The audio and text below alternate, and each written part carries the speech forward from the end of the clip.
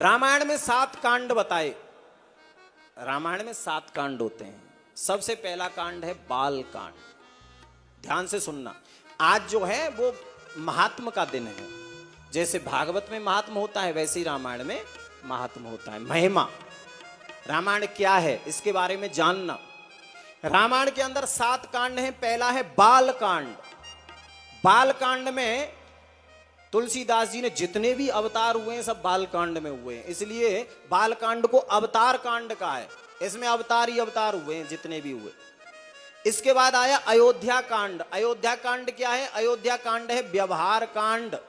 अयोध्या कांड में आप सुनोगे क्या सिखाया गया। अयोध्या कांड में सास के साथ कैसा व्यवहार, बहू के साथ कैसा व्यवहार, माता के साथ कैसा व्यवहार, पिता के साथ कैसा, भाई के साथ कैसा, गुरु के साथ कैसा, सास ससुर के साथ कैसा, ये अयोध्या कांड में सुनाया गया है, इसलिए इसको बोलते हैं व्यवहार कांड।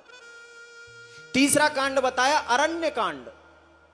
जब भगवान वन में जाते हैं, अरण्य माने वन।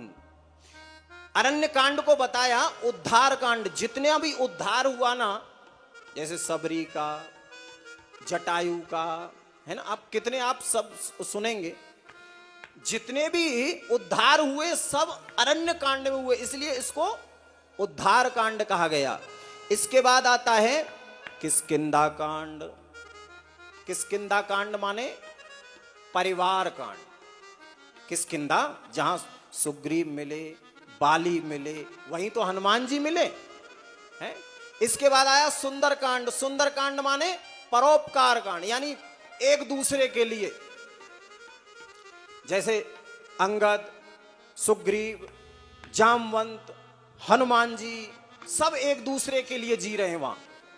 हम है ना, हम है ना, हम है ना, यानी एक दूसरे के सब सहायक हैं।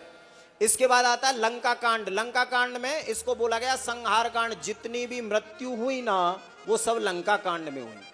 जिनको भी भय जागृत हुआ, डर का माहौल बना, मृत्यु का भय हुआ, वो सब लंका कांड में हुआ। जितनी भी मृत्यु हुई सब लंका कांड में हुई, एक से लेके आखिरी तक। और इसके बाद आता है उत्तर कांड, सदविचार कांड। सुंदर विचार जिसमें हो उसको बोलते हैं उत्तर कांड।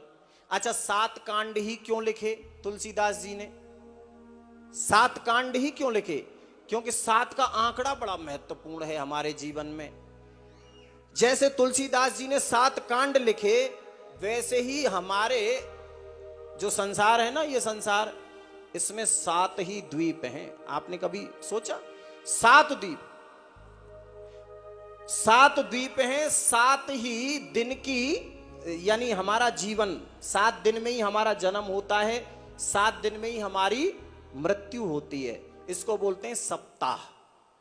बोलते ना सप्ताह। सप्ताह कितने दिन का होता है? 7 दिन का। 8वां दिन कोई बना नहीं। रविवार, सोमवार, मंगलवार, बुधवार, गुरुवार, शुक्रवार, शनिवार, 7 दिन हो गए। ठीक है, तो 7 दिन में ही हमारा जन्म होता है, 7 दिन में ही हमारी मृत्यु हो जाती है। 7 ही दोष हमारे अंदर होते हैं। ध्यान देना, 7 पाप होते हैं हमारे अंदर। जब हम भगवान की कथा सुनते हैं तब वो पाप हमारे अंदर से बाहर जाते हैं। 7 पाप और 7 ही दोष, यानी 7 दोष अंदर और 7 ही देखो शरीर में गांठ होती है हमारे। आपने कभी सोचा हो तो हमारे शरीर के अंदर भी 7 ही गांठ हैं। पहली गांठ हमारे पंजों पे होती है, ये जो पैर हैं, पंजे नीचे, पहली गांठ। फिर दूसरी गांठ हमारी घुटनों पे है, ये मुड़ती है। तीसरी गांठ कटी में यहां, ये रही। और चौथी ये, 5वीं ये, 6वीं ये, और 7वीं,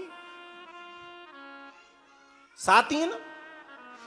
7 ही दिन के, देखो भागवत में भी यही सुना, 7 ही दिन का श्राप लगा राजा परीक्षित को। 7 ही दिन की भागवत सुनाई भगवान सुखदेव ने। 7 दिन के कन्हैया थे तो उन्होंने पूतना को मारा।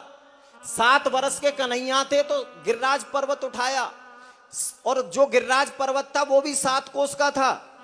और उस 7 कोस के गिरिराज पर्वत को भी 7 ही दिन उठाया था और 7 ही रात उठाया था, और 7 दिन की ही कथा हुई थी भागवत।